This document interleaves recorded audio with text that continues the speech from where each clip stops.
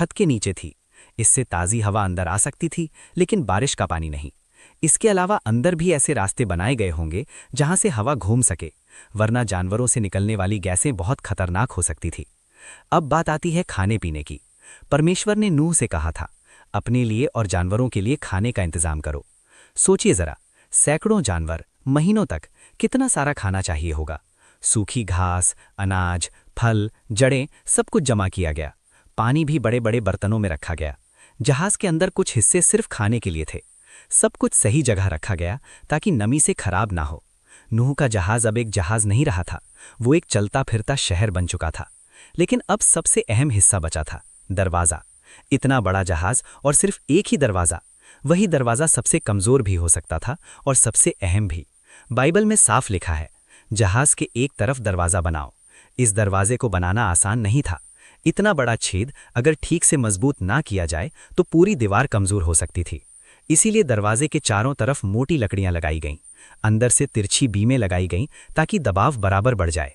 उस समय लोहे के बड़े किवाड़ नहीं थे, इसीलिए दरवाज़ा शायद लकड़ी के मजबूत खंभे पर घूमता होगा। उसे खोलना बंद करना आसान नहीं था, लेकिन वो टिकाऊ था। और इस दरवाजे का एक गहरा मतलब भी था। नूह ने दरवाज़ा बनाया, लेकिन बाइबल कहती है दरवाज़ा प्रभु ने बंद किया। मतलब इंसान मेहनत करता है, लेकिन आखिरी सुरक्षा परमेश्वर के हाथ में होती है। दरवाज़ा बंद होने से पहले नूह ने पूरा जहाज एक बार फिर देखा।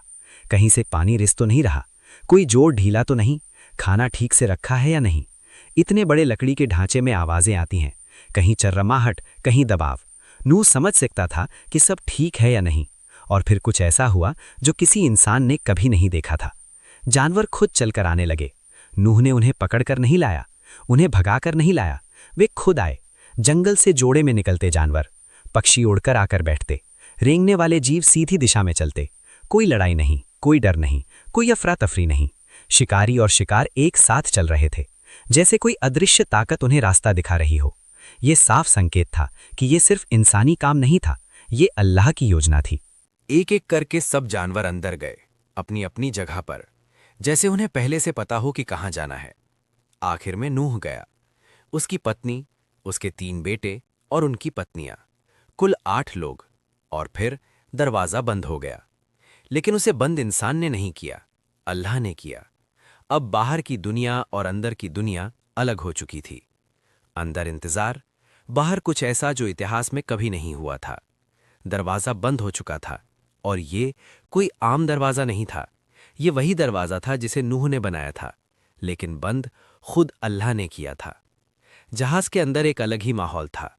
बाहर की दुनिया अभी भी वैसी ही लग रही थी जैसी हमेशा रहती थी। लोग अपने काम में लगे होंगे, शायद कुछ अब भी हंस रहे होंगे, शायद कुछ सोच रहे होंगे कि नूह सही तो नहीं था। लेकिन अंदर सब कुछ तैयार था। जानवर अपनी अपनी जगह पर थे, खाना जमा था, जहाज मजबूत था, और नूह अलैहिस्सलाम का परिवार चुपचाप इंतजार कर रहा था। फिर अचानक सब कुछ बदल गया। बाइबल बताती है कि नूह की जिंदगी के 600वें साल में कुछ ऐसा हुआ जो दुनिया ने पहले कभी नहीं देखा था। धरती के अंदर से पानी फूट पड़ा। ये सिर्फ ऊपर से गिरने वाला पानी नहीं था, जमीन के नीचे से जोरदार दबाव के साथ पानी बाहर आने लगा। जमीन हिलने लगी, जैसे धरती खुद टूट रही हो। नूह और उसका परिवार जहाज के अंदर ये सब महसूस कर रहे थे। जहाज हिल रहा था, लकड़ी चरमरा रही थी, नीचे से जमीन के हिलने की आवाजें आ रही थी। और फिर आसमान खुल गया। ये इतिहास की पहली बारिश थी, और ये कोई हल्की फुहार नहीं थी। भारी भारी बूंदें लकड़ी पर जोर से गिरने लगीं। आवाज इतनी तेज थी कि बात करना मुश्किल हो गया। गरज, बिजली, अंधेरा, सब कुछ एक साथ। जो लोग बाहर थे उन्होंने ऐसा कभी नहीं देखा था। पानी ऊपर से गिर रहा था, नीचे से भी उठ रहा था। पानी बढ़ता गया, धीरे धीरे, फिर तेजी से। जहाज जो सालों से जमीन पर खड़ा था अब पहली बार हिलने लगा। फिर एक पल आया जब वो जमीन से उठ गया। जहाज तैरने लगा। नूह और उसके परिवार के लिए ये डरावना भी था और अद्भुत भी। लकड़ी हिल रही थी, फर्श कांप रहा था, जहाज पानी पर झूल रहा था। वही जहाज जिसे लोग मजाक समझते थे, अब जिंदगी बचाने वाला था। जहाज के अंदर अब एक नई दिनचर्या शुरू हो गई। हर दिन जानवरों को खाना देना, पानी देना, उनके हिस्सों को साफ करना, ये आसान काम नहीं था। जानवरों की आवाज़ें, उनकी गंध, थकान, सब कुछ सहना पड़ता था। लेकिन नूह और उसका परिवार जानते थे कि यही उनकी जिम्मेदारी है। बाहर क्या हो रहा था वे देख नहीं सकते थे, लेकिन वे महसूस कर सकते थे। पानी लगातार बढ़ रहा था, जहाज ऊपर उठता जा रहा था, कभी दाएं झुकता, कभी बाएं। बाइबल कहती है कि पानी इतना बढ़ गया कि पहाड़ तक डूब गए। पुरानी दुनिया, शहर, पेड़, मैदान सब खत्म हो गया। अंदर जहाज में एक अजीब सा सन्नाटा था। बाहर पूरी दुनिया मर रही थी, अंदर जिंदगी बची हुई थी। बारिश 40 दिन और 40 रात तक होती रही, लेकिन कहानी यहीं खत्म नहीं होती। बारिश रुक गई, लेकिन पानी फिर भी कम नहीं हुआ। 150 दिन तक पानी धरती पर छाया रहा। जहाज बहता रहा, कहीं कोई दिशा नहीं, कोई पतवार नहीं, कोई नियंत्रण नहीं। लेकिन नूह जानता था ये जहाज इंसानों के हाथ में नहीं, परमेश्वर के हाथ में है। हर दिन वही काम, हर दिन वही इंतजार। और फिर बहुत लंबे समय के बाद बाइबल में एक बहुत खूबसूरत लाइन आती है, और परमेश्वर ने नूह को याद किया। मतलब परमेश्वर ने नूह को छोड़ा नहीं था। सब कुछ योजना के मुताबिक था। एक हवा चली, पानी धीरे धीरे कम होने लगा। दिन बीतते गए, महीने बीतते गए, और फिर एक दिन जहाज रुका। वो किसी चीज से टकराया नहीं, वो धीरे से टिक गया। बाइबल बताती है कि जहाज अरारात के पहाड़ों पर आकर ठहर गया। नूह ने ऊपर की खिड़की खोली। कई महीनों बाद ताज़ी हवा अंदर आई, रोशनी आई, लेकिन बाहर की जमीन कैसी है ये अभी साफ नहीं था।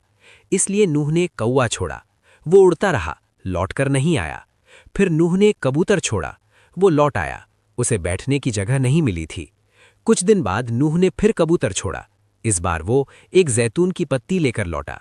ये एक छोटा सा संकेत था, लेकिन बहुत बड़ा मतलब रखता था। जिंदगी वापस आ रही थी। कबूतर के मुंह में जैतून की पत्ती देखकर नूह समझ गया था, धरती धीरे धीरे ठीक हो रही है। फिर भी वो जल्दी नहीं करता, क्योंकि नूह जानता था जिस परमेश्वर ने अंदर आने को कहा था वही बाहर आने का सही समय भी बताएगा। कुछ दिन बाद नूह ने कबूतर को तीसरी बार छोड़ा। इस बार वो वापस नहीं आया। इसका मतलब साफ था, अब बाहर रहने की जगह बन चुकी है। लेकिन फिर भी नूह इंतजार करता है। क्यों? क्योंकि दरवाजा उसने नहीं बंद किया था, परमेश्वर ने किया था। और अब वही परमेश्वर बोले। बाइबल बताती है कि परमेश्वर ने नूह से कहा, तू, तेरी पत्नी, तेरे बेटे और उनकी पत्नियां सब जहाज से बाहर आ जाओ। वो पल कैसा रहा होगा, सोचिए जरा।